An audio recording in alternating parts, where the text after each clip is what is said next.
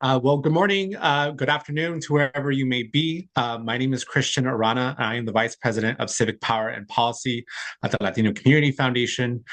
We are the nation's largest Latino serving foundation, and we want to welcome you to this important and timely virtual event titled Holding ICE Accountable, the People's Response, the Role of Philanthropy, and Where We Go From Here. I see. I just want to make sure people can hear me. If you want to drop in the chat where you are calling in from, seeing from, okay, great. Thank you for confirming that you can hear me. Yeah, like I mentioned, this is a timely and important discussion, and in just a few moments, we'll introduce our CEO who will be moderating this conversation alongside our panelists. But if there are two things I hope everybody takes away from this conversation, it's that number one, it's never been more important to invest in grassroots leadership right now in this moment. As we saw over the weekend, there was another murder of an American citizen by the hands of immigration officials. And this is a timely and urgent crisis that are facing our communities. The second thing is that there are 100 people in our country right now that are going to decide whether or not this actually continues. Those are your United States senators. They're going to be debating whether or not they continue to fund this kind of work in the year ahead. And so this is something that we hope that you call your U.S. senators about this week, today, if possible, to let them know your opinions on this issue. Before we turn to the panel, I just want to introduce our team over at Lingüística Interpreting and Translation, who will provide the audience with instructions on how to select their language preference. Reyna? Thank you, Cristian. Hola, muy buenos días a todos. Bienvenidos a la reunión. A través de esta reunión vamos a tener interpretación simultánea disponible. Para acceder a la interpretación simultánea, en un momento en su pantalla van a ver un icono de mundo. Cuando aparezca el icono de mundo, usted va a seleccionar su lenguaje de preferencia. En este caso va a ser español. Silencie el audio original para que de esta manera no escuche un eco y estará lista para participar. Le invitamos a participar en su lenguaje de preferencia, ya sea a través del chat o cuando haya sección de preguntas y respuestas, y estaremos aquí para asistir. Y si usted se ha unido a través de un dispositivo móvil, un celular, una tableta, a favor de seleccionar los tres puntitos que indican More o más opciones. Después de eso, seleccionará interpretación del lenguaje, selecciona español, silenciar el audio original y por último no olvide oprimir finalizado, done o activar para que se active la función. Good morning, everybody. We will have a simultaneous interpretation throughout the meeting in order for us to all be able to fully understand and share space with each other.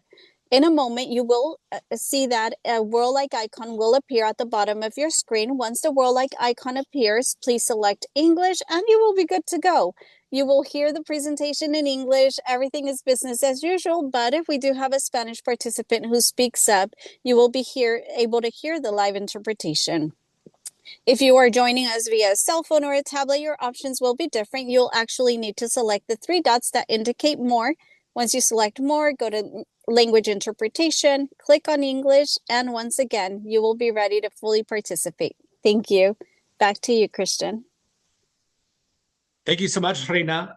And for everybody in the chat, please continue to chime in where you're coming from. I see people from Oklahoma, welcome, from all over the place. So with this, I want to introduce our CEO, Julian Castro, who will be moderating this conversation. As you know, Julian is no stranger to this topic. And so we look forward to having Julian moderate this conversation. So Julian. Thanks a lot, Christian. And thank you to the team at the Latino Community Foundation for putting on this webinar. Thank you to our Spanish language interpreter and to our panelists that I'm going to introduce in just a second. And most of all, thank you for joining us. The Latino Community Foundation is the nation's largest Latino serving foundation in the United States. Last year, we made 188 grants to organizations, principally in California, the vast majority of which are led by a Latina or a Latino that are doing grassroots work to unleash the civic and economic power of our community. In December of 2024, right after the November election, we made a series of grants to grassroots organizations that were doing immigration-related work, rapid response, legal defense, community interaction related to immigration. And last year in 2025, we continued to put dollars into organizations that are on the front lines of responding to what the president has described as the largest mass deportation effort in United States history. That work has taken on special urgency after the events of the last year in Los Angeles, in Chicago, in New Orleans, and most recently, what all of us have witnessed in Minneapolis, including the killing of Renee Good, and just this weekend, the killing of Alex Preddy, as he, like so many other good-hearted Americans, stepped up to protest what they see in the streets of their city. Mr. Preddy, as he tried to protect a woman that had been shoved down by ICE, was surrounded by several masked and armed agents. He was wrestled to the ground. He was legally carrying a firearm that was holstered and taken away from him before he was shot several times at point blank range, and he died. What's happening in Minneapolis is certainly grabbing the nation's attention right now, as it should, but it is not unique. It is happening throughout the country. It is happening in California, it's happening in the Southwest, it's happening in Texas, the Midwest, and the Northeast, in places like Florida as well. And in the months and years to come, it's going to intensify. ICE's budget has been more than tripled to $85 billion. They're in the middle of hiring 10,000 new agents. Training standards have been lowered.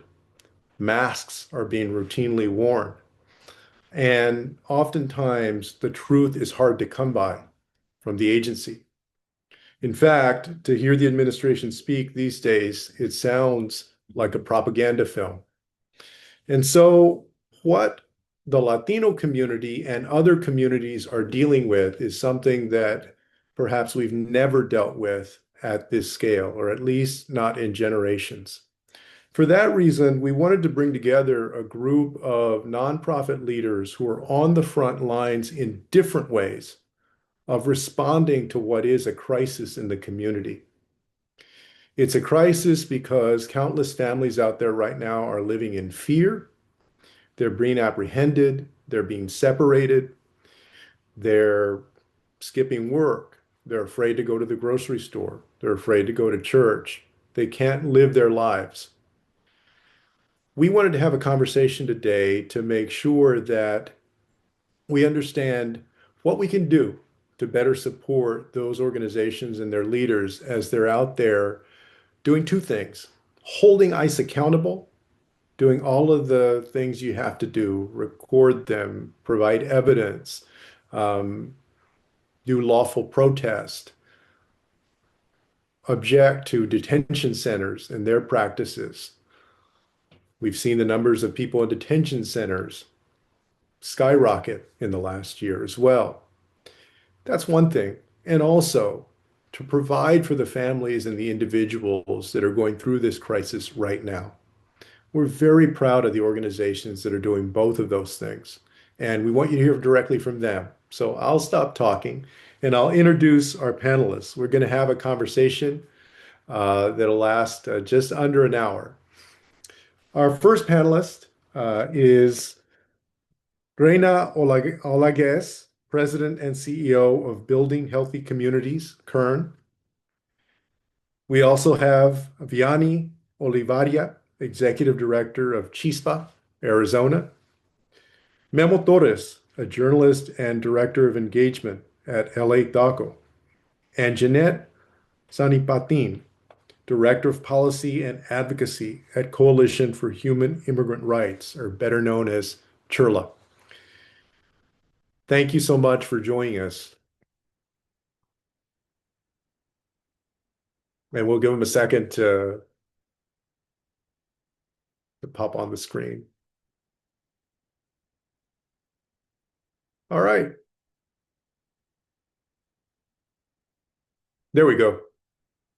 Thank y'all so much for joining us for this conversation. And more importantly, thank you for the work that you and your organizations are doing right now. I know that so many people you all have seen on social media. I'm sure you've heard it from friends, from relatives, from coworkers, how the events even of just this past weekend have really shocked the country. At the same time, I know that y'all have seen for a long time now the effects of this ice dragnet in our country, in California, in Arizona. And I want to have a conversation about that and how we can hold ICE accountable going forward. And Reyna, I wanted to start off with you.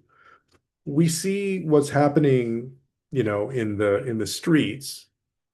And that's one thing. I want to talk about that, but I also want to talk about sort of the back end of this. We know that American public opinion is quickly turning on ICE because of the widespread coverage that we're seeing today. And yet, there's a lot that we haven't seen, especially what happens when people are actually placed in detention centers. Members of Congress have been repeatedly denied entering these centers to conduct oversight. There is almost no transparency. This is one of the most secretive administrations. Can you share with us what you're learning about the treatment of people in these ICE detention centers right now, in the Central Valley where you work, and how building healthy communities is raising awareness and trying to institute change and bring about accountability on that part of it? Thank you, Julia, and thank you for the invitation to be part of this very important panel. And first, I just want to begin, to acknowledge that this is not new. The United States has a long history and painful history of incarceration and a deeply rooted system of policing that targets Black and Indigenous communities and other communities of color. What we are seeing inside the detention centers today is part of that same system. The mistreatment is systemic, and it demands that we urgently reimagine public safety in a way that truly values Black and Brown and Indigenous lives. Now let's talk a little bit about what we are learning from the families of detained immigrants and the detainees themselves in California City. We're learning of we've heard of the poor medical conditions that we have. We don't have a lot of the detainees have shared that they have requested to see a doctor. We have a case of I'm going to call this person Walter, who was recently detained at the detention facility.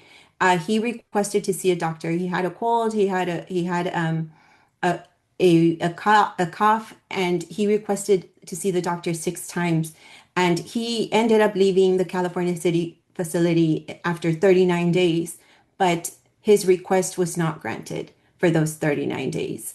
They only offered him allergy medication during his stay. And so we're seeing abuses of healthcare access, right? People don't have access to medical care or medication, or just very delayed times, waiting time. One thing that we also hear consistently is that the facilities are kept extremely cold. There's no sweaters that the detainees are given. They're given a very small blanket. And if they wish to get a sweater, they have to purchase it from the store, and it costs $20. Sometimes the folks that are detained there don't have access to a bank account, so their family members can't put dollars into this commissary so that they could be able to purchase from this store. The water quality issue in California City is something else that we've been hearing about. That it's made this person, Walter attributes the water quality and the water that he drank there to being sick for 2 weeks as soon as he got detained there, because it's unfiltered, it's regular tap water. And so that's something else that we're hearing. They get a small 6-ounce cup that they need to save and take to the cafeteria with them. If they wish to purchase a bigger cup, more than 6 ounces, they need to purchase it at $6 the cup. So we're seeing that food quality. We've heard of spoiled food being served, of food that sometimes it's the same food given for the next 3 days. He mentioned a pasta that you wouldn't eat, and so that's something else that we're seeing. And sometimes also the food portions were just so small they were not filling. Walter was detained in one of his check-ins, and he was following all of his check-ins. He had attended all of them, and he was asked to come to a check-in, and he was detained at the check-in at about 8 a.m., 8:30 a.m. One day, it was November 5th. And then he didn't get fed until about 8:30 to 9 p.m. that day. So, and he was very, very cold too during his where the holding space that they were holding in. He did request a sweater, nothing, or at least to lower the temperatures, but they didn't. Threats from the guards consistently. If you take something to the cafeteria, like a cup that you had purchased to get more water, you're not allowed to take that. You're not allowed to take a lot of the stuff that you purchase at the commissary. So if people want ketchup to add to or mayonnaise to add to their sandwiches, they're not allowed to take those to the cafeteria. If they do, they're threatened with going to the solitary confinement. And also just threats, bad mouthing them all the time. We've heard of folks being called beaners or just bad words. Treatment of everyone is very inhumane. We've also heard reports of toilets not working, and those consistent threats of solitary confinement. So these incidents are not isolated incidents. We keep hearing them over and over. There was a report that was launched recently where this what is it called? They interviewed 17 detainees from California City, and they found very similar situations to what we've been finding. So just to kind of jump on what we're doing, we launched the rapid response hotline about a year ago. That's when Kern County was attacked, right, in Kern County. So here we have volunteers that support this hotline. We field these calls. We often hear stories from family members who have a loved one detained.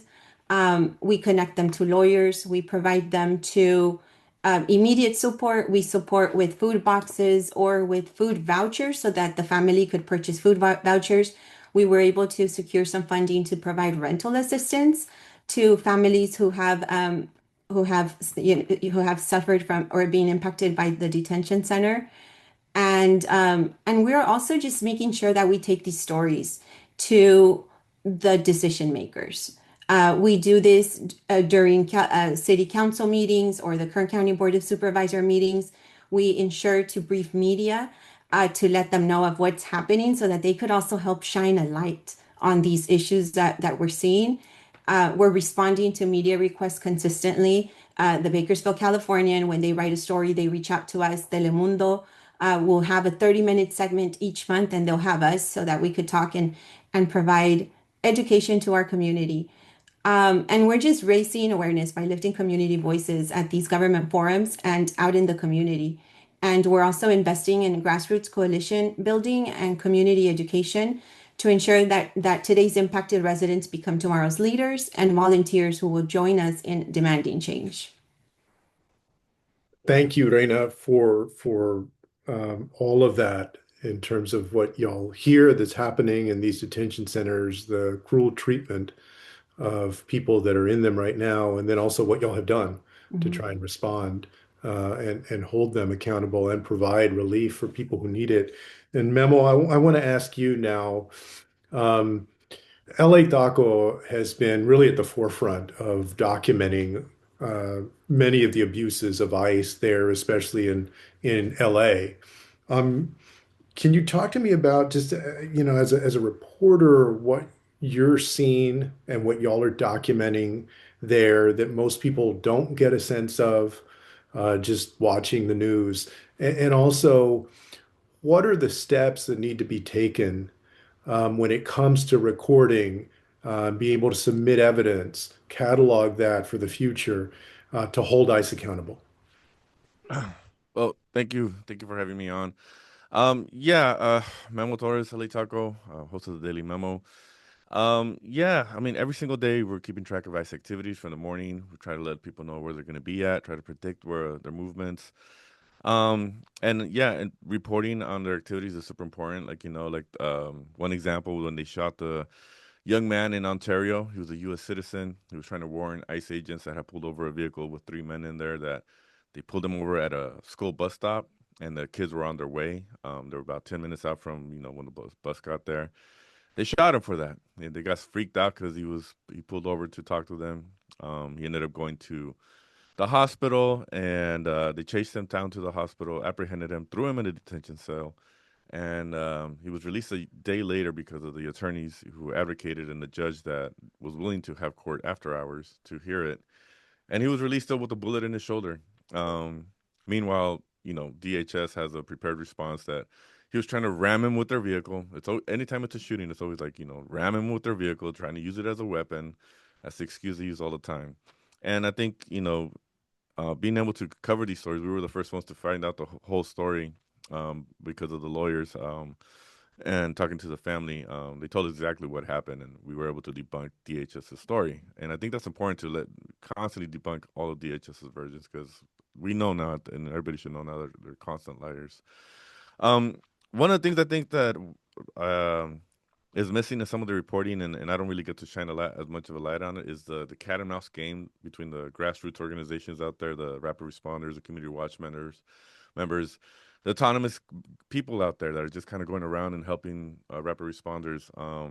There's a big like little, what do I say, like a strategy game out there, a game of chess, a game of war, as for agents trying to outmaneuver rapid responders trying to adapt to agents changing strategies. They've changed from like trying to be sneaky and using those Penske trucks to then trying to be sneaky and trying to blend in with day laborers as construction workers to changing their strategy from being all over the city to just kind of doing cluster raids, which has been effective for them. And now we're seeing them change strategies again to adapt to rapid responders who finally adapt. So it's like they adapt, and it's like this constant back and forth.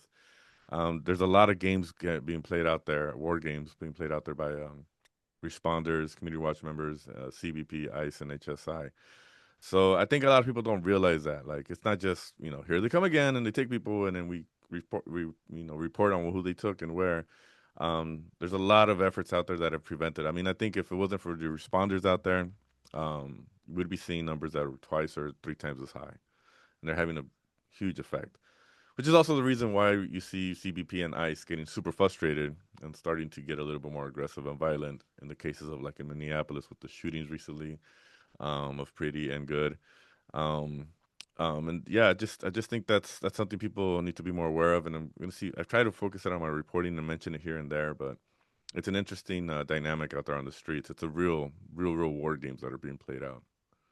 Well, and let me just ask you really quickly as a follow-up, I mean, what happens to all of that video, all of the evidence that is being collected? Recently, for instance, Governor J.B. Pritzker in Illinois established this accountability commission, a commission of former judges, to take in all of the public's cell phone video, other evidence, so that accountability can be pursued. That may or may not be possible right now in this moment, but it almost certainly will be in the years ahead. And so, talk to me about organizing all of that video. What are you seeing out there? Yeah, I mean, I think from day one, I've made it a point to try to download, screen grab, screen record, save every piece of video I see and receive. I have hard drives dedicated to that. I think I have close to about 5 terabytes worth of videos of about over 3,000 incidents just right here and around Los Angeles, if not Southern California in general. And I think it's important to, like you said, categorize and save that. I know the city of LA barely started to try to do that themselves. I heard that some of the there's other agencies have tried to do that as well. I have all of it. I've been doing that work and saving, and it's just a lot of work to do that just to screen grab and save it. And it's been useful. I've been able to share that with lawyers to defend some of these victims out there, some of the victims of shootings. I've been able to share that with public counsel and ACLU, currently the Perdomo versus Nome case. So I've been able to provide a lot of footage for them to be used in that situation. And I think it's very important. I think I want to emphasize to everybody, like, we get tips like, oh, they were here and there. Or like, cool. Do you have pictures? Do you have footage? Because we have to verify that was actually ICE or CBP and not just a local law enforcement agency. And like you said, like I think you also mentioned tips on recording. I mean, as you see them right now, they're getting very aggressive. Keep a distance. That's the one thing. Make sure record. Take a note of the time. If you can make out if they were Border Patrol or HSI or ICE, because they're all different agencies. We all use ICE as a catch-all term. And if who they took, and what vehicles, just as much information and context as you can give. But I always emphasize to everybody, don't get too close. Don't get in their face. Keep your distance. Record from a safe distance and zoom in. Thank you for those insights. And, Jeannette, I wanted to ask you about CHIRLA's work. And CHIRLA is one of the preeminent organizations that defends immigrant communities based there in LA. And recently, the organization testified at a field congressional hearing on the raids that was conducted by the House Oversight Committee. What does CHIRLA hope to achieve by working with Congress to address ICE's conduct in the community? And what should people know about the work of this committee when it comes to the hope that we have for oversight and accountability? Well, once again, thank you for having me here today. I think it's really important for folks to understand that we do need to work with our members of Congress.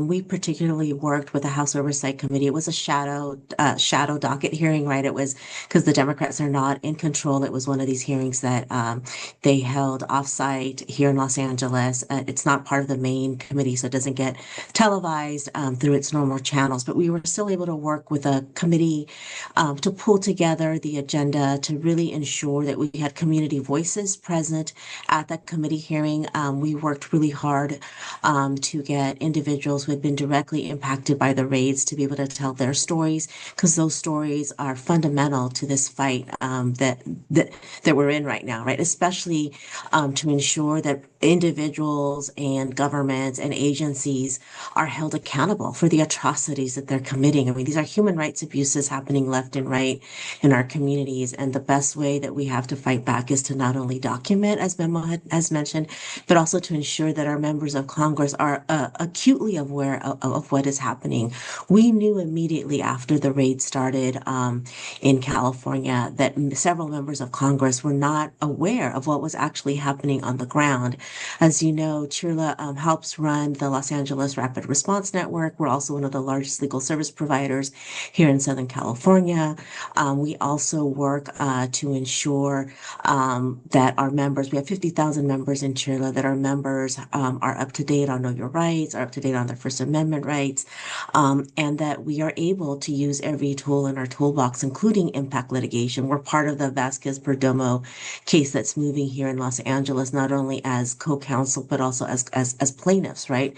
Because we have members that are directly impacted by what's happening. And for us, it was critically important to engage with members of Congress early on. One-on-one, we held political accountability meetings, let them hear directly from impacted individuals so that they know exactly what is happening. Members of Congress were hearing things on the news, but weren't aware of the direct impact that was happening on the ground here in Los Angeles, and to a big extent did not know what was happening to individuals. And we saw immediately once certain members of Congress met with our folks, they took a more active role in committees back in DC, also took a more active role in the press, demanding justice, as well as conducting more oversight of places like Adelanto, like California City. So all of this work that we have done with our members of Congress, we think has been very much worthwhile, but also critically important important, right, to shift the narrative, to understand that there are folks on both sides of the aisle, right, particularly on one side right now, but also on both sides of the aisle, sort of seeing and documenting and understanding the human impact, the human lives that are being lost at this moment, and how things have really drastically shifted in our country, right? Yes, it's true that we've had deportation and immigration enforcement. It's true that we are a carceral country, but what hasn't been so much part of the story is the complete disregard for due process and at every stage, right? We have people that are going through the process to do their check-ins, to go to court, to file for immigration relief. Yet at all these instances, people are getting arrested, people are getting put into detention, people are being re-traumatized. We have folks that came to this country asking for asylum. They are being re-traumatized in detention. What Reyna mentioned, the conditions that's happening in places like California City are, atrocities. Just today, CHIRLA, along with Public Counsel and several MDEF and other organizations, filed a lawsuit on the horrid conditions at Adelanto. So we are waging a full frontal fight in every capacity that we can to defend immigrants. CHIRLA is going to celebrate our 40th anniversary this year. Last year was unlike any year we've ever faced, but we need to continue to fight for the humanity and dignity of our community, for the preservation of democracy at this moment, and also to ensure that we do not have more people die at the hands of DHS, Customs and Border Patrol. Not a lot of people are talking about them, but they're the ones that are responsible for a lot of what's happening in Minnesota, and DHS, and hold the administration accountable. Thank you so much, Jeannette. CHIRLA really has been at the forefront of all of this. And as you mentioned, working with Congress where that's possible right now, and y'all have done that, to lay the foundation, put the evidence in record, put the advocacy out there for accountability and for ensuring that the future does not look like the present when it comes to immigration and immigration enforcement. Vianney, I want to ask you about Arizona, because for a long time, Arizona really was like ground zero when people thought about immigration and the enforcement of it. People remember in 2010, SB 1070, for instance, all of the pushback against Sheriff Joe Arpaio, and then seemingly kind of a reversion, or regression backward to some extent. And one of the things that's been in the air has been that a city like Phoenix might be one of the next cities on the target list. Can you talk to us about what you're seeing there in your work at CHISPA and how you're dealing with what's out there now in terms of ICE activity, because I'm sure it's happening, even though it doesn't get as much attention as other places, and what y'all are preparing for? Yes, of course. Hi, everybody. Vianney Olivarría, which is Arizona. Thank you so much for the invitation. Very grateful and honored to be with these folks, my fellow panelists. And yeah, it is really sad to see how what we dealt with in Arizona has scaled to this level at national scale in in an escalation that feels so much worse than what we faced back then. Because at least when we were fighting against Arpaio, against SB 1070, there was some sense of rule of law to be followed, right? There was some leverages we could pull. There was an administration that maybe could do something, and now none of that feels available right now. So it is both, I think, Jeannette, you used the word re-traumatizing, and it feels like that. I was mobilized and organized because of SB 1070, because of Arpaio. I was 18 years old when SB 1070 passed in Arizona.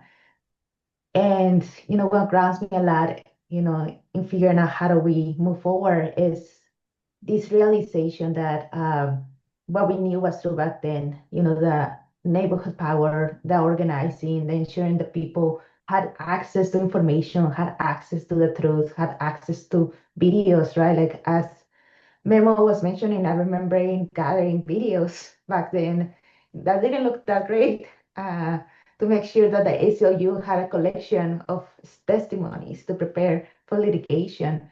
And all of the things that all of these states and all these communities are doing are exactly the structures that we had funded back in the day.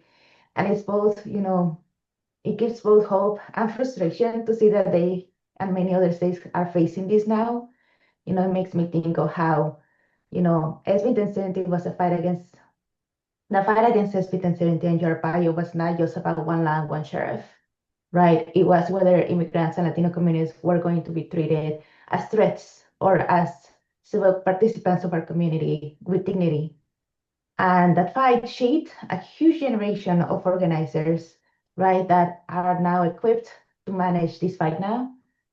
And it has also a realization of what happens when local officials, state officials, do not do enough to prevent this from happening, right?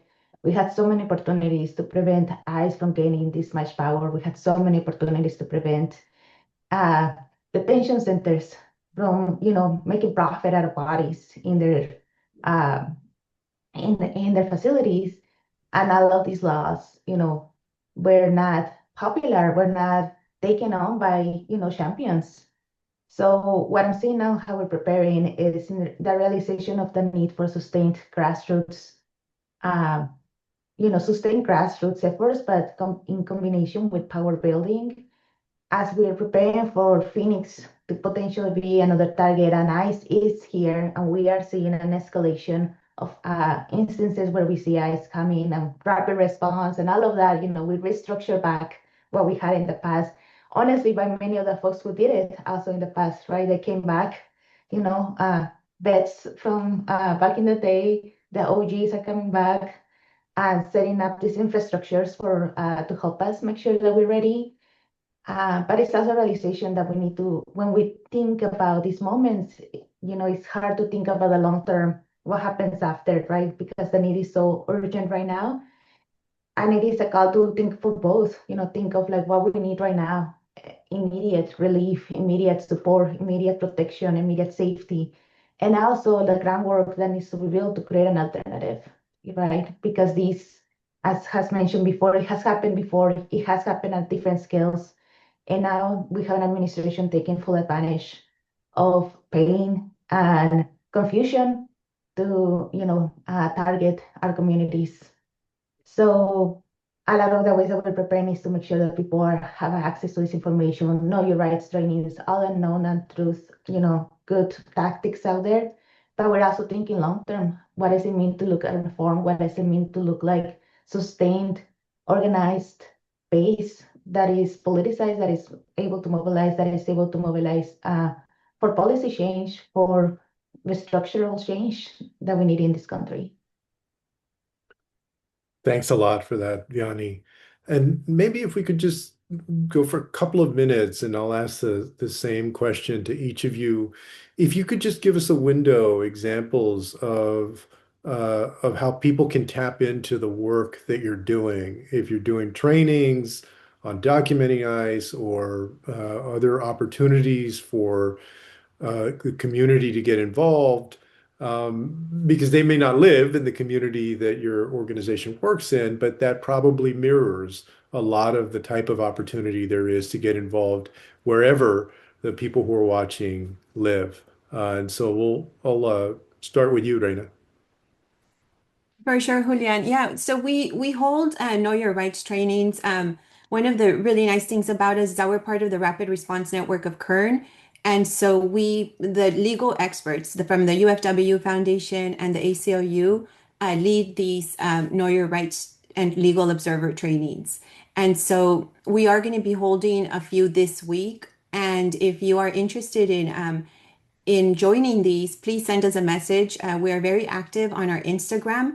And I'll put it on the Rapid Response Network of Kern Instagram page. We usually don't promote these super widely. It's mostly word of mouth. And it's just because we're trying to ensure that we don't get folks that shouldn't be in these spaces. And so we're not promoting everything that we're doing on our social media. That's something that we're not doing, but it's sending us a message through Instagram and letting us know that you would like to be part of it. And we'll send over the link to the virtual trainings that we're going to be having this week. Great. Memo? Yeah, I mean, you can follow our reporting on any social media platform on LA Taco. On Instagram, we just relaunched a second one, LA Taco News. Just because there's so much information to get out there, and the way the algorithms work, you can't bog down one page. So it's almost like the LA Taco become our main page, and then we have our section, LA Taco News. So I suggest you follow that as well. You can follow my personal page or any of our reporters. We have Chula Radio and Izzy Mires, who also focus on ICE with me. And yeah, our website as well. But yeah, just follow. I do the daily memo every night. Just try to recap everything that's happening and just kind of a little bit about strategies and what's happening out there. Right. Jeannette? Yeah, so we also have trainings for our Rapid Response Network. We started with 200 volunteers back in November of 2024. We now have over 1,600 volunteers. So we meet with our Rapid Response Network folks and provide trainings. We have trained the trainers as well. And we also meet directly with impacted families. We have a list of over 900 families that we're working with that have been directly impacted by the raids. We meet with them weekly. So folks want to volunteer. There's many ways to volunteer. We need interpreters. We need attorneys. I need help with my impact litigation right now because we have several lawsuits against the Trump administration. So definitely looking for volunteers at all levels, especially at CHIRLA. And you guys can find us at www.chirla.org. If I could jump in, I forgot to mention, we have a whole website full of resources called lataco.com/ice. So if you need to find CHIRLA or IMDF or any other responders or anything you need, like we have a page full of resources for you guys. So lataco.com/ice. All right, lataco.com/ice. Vianney? Yes, well, CHISPA Arizona is online. It's on the Instagram, TikTok, all the nice things where kids going nowadays. We're also, on our website, chisparizona.org. We do host Know Your Rights trainings, Know Your Rights, events specifically for members. I think as was mentioned before, we don't make them super public. Oh, I'll look at that. The crashed. But we are also part of the network that is being held right now by Puente Human Rights to make sure that there's a set of people who are volunteers who are doing migrant watch and who are being trained on rapid response. And we're very much plugged in with them and making sure that, whenever we have a need, we can host such things as, train the trainers and all of that that is needed. And soon we'll start actually having conversations on election protection as we get closer to the elections. Terrific. The work that you do costs money. It takes resources. And it takes more resources right now in many ways than ever before. And so I want to just have a quick conversation, ask y'all, the same question to everybody. And maybe we'll go now in reverse order. I'll go back to Vianney. But first, I want to ask you about the role of philanthropy. How do you think that it should show up? How is it showing up right now for your organizations? And what would a robust support of accountability and meeting the needs of the families look like to you? Vianney? Yes, I'll try to be brief. I think philanthropy, there's a range of reactions right now. A lot of philanthropy is trying to move towards, direct response, mutual aid. And I think a lot of philanthropists are recognizing the work of base building. And I think I would double down on that. Base building is so important to make sure that we have a sustained base. This is a marathon or a sprint, right? And I am very terrified of burnout. We've seen it in Arizona, just burning out, as you can probably hear, everybody here. And I'm sure you feel it yourself. It's just really difficult to think about how we sustain this long term, but it is very important. And ultimately, just trust in the practitioners, right? I think, I had an occasion where a funder who I love gave me a renewed, apply again. And they added like 10 more pages. And I was like, oh God, I have no time to sit down for 3 hours right now and fill this out. Then, way more than I expected. So, the efficiency of operations, and not a lot of funders are looking to like receive more information to make the case. But I wonder if there's better ways to do that, because practitioners, folks in the ground right now are at the limit. They're at the limit trying to sustain the work, the staff. The staff are hurting right now. The staff are feeling it in their bodies. So figuring out what are the ways that we can sustain the work is really important. And I think nothing says that better than trusting the practitioners in the ground. Yeah, thank you for that, and the emphasis of how important that trust and cutting some of the red tape, right, that can be involved in grant making is, especially at this moment of urgency. Jeannette? Yeah, I would agree with Vianney, but I would also just say, we really do need philanthropy to be flexible and to really pivot. One thing that we're seeing is that the changing needs of our community are just rapidly evolving, right? Right now, a majority of our folks are essentially sheltering in place. So we need food assistance, rent assistance. We need help with other sources of income for our families. We even need school supplies for students, right? And so we really need to think about sort of how people are dealing with this moment, what are those needs, and how to get funding as quickly as possible into the hands of the individuals that need it most, right? Rent assistance is not going to work if we can't get it into the hands of those individuals in time for them to pay rent, and food for that matter as well. And then we are seeing sort of discrete needs that are happening. I will say, with the level of violence that we're seeing with raids, more and more individuals are getting injured. We're seeing a lot of folks that are in ICE detention and hospitals. And so we really need philanthropy to help us think through some of these pieces. We really do need help, especially in places like California, right, to get assistance with like health law attorneys to help us navigate some of these more complicated cases that we've seen, especially here in Southern California. So I would just say, be flexible, be ready to meet the moment, and really think about how we get the money in the hands of the individuals that need it most. Memo?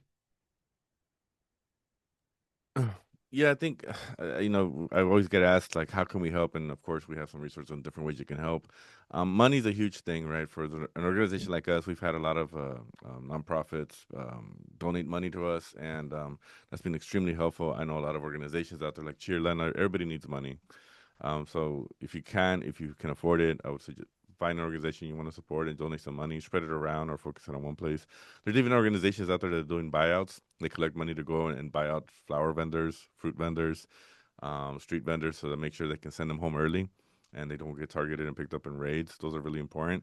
But I mean, I think, time is money, right? That's the classic US saying. And I think if you can donate your time to these responders or going out to your communities, organizing, your own personal time is also just as valuable. Like Jenna was saying, people are tired.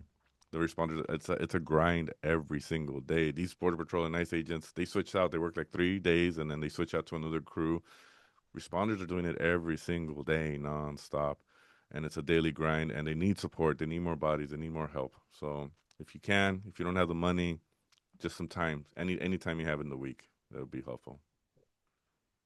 Great. Reyna?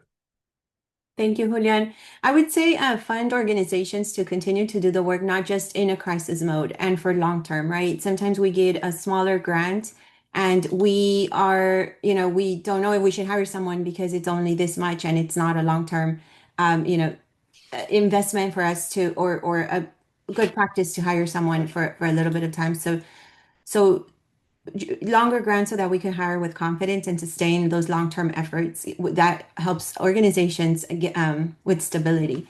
Also, just funds to find printed material. Printed material is so expensive these days. Rental and financial assistance, that's something that we're seeing, because even when folks are detained and they come out, they have huge economic impacts in their households. How do we support them? Food assistance. There's local changes that we're seeing in our local food bank that's going to prevent us from going to purchase food from the food bank. They're wanting for us to collect phone number and much more information from the folks that we're giving the food to, and we're very worried about that. So funds for us to be able to buy food vouchers so that we could provide to families who are in need. Funds to organizations who are providing commissary dollars. Like we have a great one here in Kern County called Kawesi. They are putting dollars into the commissary accounts of the detainees so that they could purchase a sweater, so that they could be able to call their loved ones when they are detained. Legal assistance, legal education, but also thinking through. We don't have enough attorneys here in the Central Valley. That's an issue. And so people could be we could get folks that are detained out if we had if we had money to be able to even partner with private attorneys so that they could file those habeas corpus so that they could challenge the law. We've seen people doing it, but we've also seen attorneys charging thousands of dollars, and so that's preventing. So we're kind of thinking through that this week to see how we could make that. And also, let's make sure that the dollars come down to local groups that partner with grassroots leaders, and those volunteers can lead direct actions by people on the ground for impacted folks. That's, I think, one thing that I love to do. Re-grant small dollars so that people can create events for the sake of mental health, and just put it in the hands that need it the most. And the other thing, just before, it's also just the message to philanthropy: use your voice, be connectors, and use dollars. Use your dollars, right? But also help with holding leaders accountable. Join forces with other foundations, and come together and say, this is what we found and this is what we need. I think those letters are super powerful when you guys join forces. Thank you so much.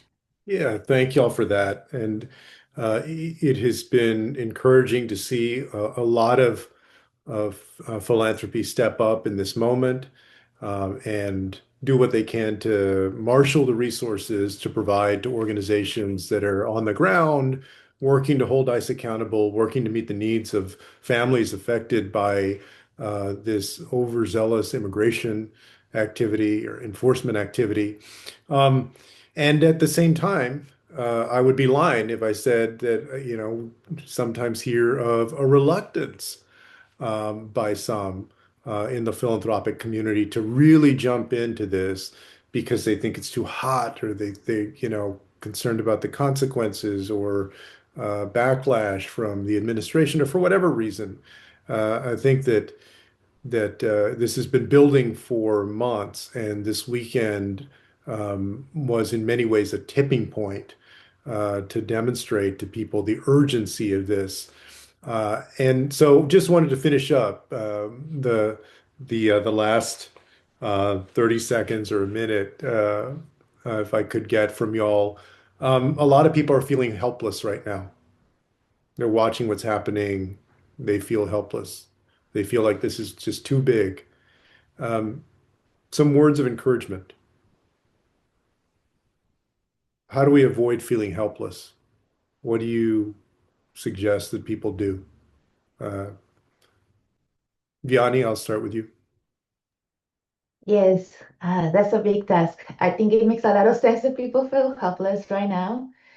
And at the same time, I think, when you feel helpless, it's also when you have the opportunity to step up the most, because there's so many opportunities to step up and so many ways and in so many tiers, right? And I always go back to this idea that what this is trying to create is this confusion, this fog in our brain that we get paralyzed, right? We stop reacting, we stop thinking, we normalize it. And I was just reading Bell Hooks' very cliche yesterday, and he had this quote, not very cliche, love Bell Hooks, but there was this quote in it that said that we cannot create a world that we cannot imagine, right? And what it is an attack inevitably on our ability to imagine something else, on an ability of what we have been trying to create for so long. It's an attack on our creativity and in our work. So, I know a lot of us call for funding in many ways, and I need to plug in a funding for the arts, for, the creative thinkers out there, because it is so important that we have the space to create. And that is what grounds me, is to see how creative people are in the rapid response chats, in how they're changing tactics, in how they are self-organizing, right? And that is what gives me hope in seeing all these people step up in so many ways that frankly I hadn't seen before, at least in Arizona and across the world, and across the nation as well. Thank you. Jeannette? Yeah, I would say, don't lose hope. I mean, a lot of us have dedicated our lives to immigrant rights. I didn't think I practiced immigration law for 30 years. Never thought I'd be here at this moment, seeing what we're seeing right now. But, we need all of you, right? And so don't give up hope. Continue to organize. Continue to believe that we as individuals have power and that we need to consolidate that power. Do a training if it helps. Folks right now are calling for nonviolent resistance trainings this weekend. So please participate in any way that you can. We need you, folks that are out there volunteering with us, folks that are walking side by side with us in this fight. Give us life to continue to do the work that we're doing. And so we need all of you in any capacity, and even if it's donating money. I did want to mention that there are detention bond funds that are happening throughout the country right now. Folks are hitting their 6-month bond, 6-month in detention, so they're eligible for Rodriguez's bonds, and so we really, really need bond funds to help get people out of detention. And so, any way that you can get connected is going to be appreciated. It's going to take all of us to fight for democracy and to fight for our communities. Right. Memo? Yeah, I would just say it's easy to feel powerless and hopeless when you're alone, and you can feel like, as one person, what can I do? Well, I'll tell you this. A lot of these responders out there started alone. They started these organizations, their groups alone, one person. Then they got a friend to join. Then another person joined. And before you know it, they have a little crew of like 10 or 12 people. Like, I started alone doing this coverage. For the first 100 days, I did all of this coverage alone until I started getting people to come and help me. We were able to get some money, and the donations that we got, I was able to hire a couple more people, and now we're a little crew. And we're hoping to still keep that growing. You don't understand the power of just one individual deciding to do something. And it doesn't have to affect a huge change. It can just be going down the street and making sure your flower vendor is okay. It can be creating a little local chat in your neighborhood, your neighbors. It can be the smallest of things, and you will be surprised at how that can just grow naturally. So there's a lot of power in yourself, and trust yourself. You don't have to tackle the whole thing. Just start with your little corner. And that's really powerful. Trust. Thank you, Memo. Reyna? Yeah, I think for me, it's being with people, right? People's just vibes and the similarities, right? That we all want change, and also providing spaces for people to come together and create together, create food boxes or paint something or listen to music or dance or share a meal together. I think those things for me keep me hopeful, and also growing our tent, right? We recently heard about growing our tent, bringing more people and having those scheduled trainings or orientations where people could join and they could learn about what we're up to and how they could join, and also empower them that together we can make change, and we just need connectors, right? Sometimes somebody knows something, another one knows something, and all of a sudden we're helping an entire community because they're not leaving their homes because they saw eyes or a loved one got detained. So Thank you, Reyna. And one of the things we can do is we'll reach out and get the list of resources that y'all mentioned and the ways that people can help, and we can help get that out on our website.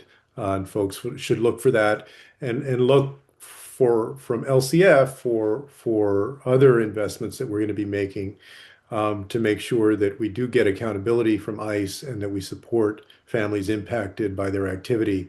But I really want to thank each and every one of you for your leadership, for the work of your organization and how you're meeting this moment. LCF is very proud to call ourselves a partner with you and your organizations. And so I think what you heard today is that we're not powerless, that you have the power to do something, to make a difference, to volunteer, to donate, to use your voice, to get out there, and to make sure that we have accountability and that we put ourselves in this country back on the right path and that we do right by our immigrant communities. Thank you for joining us today. We'll see you again soon.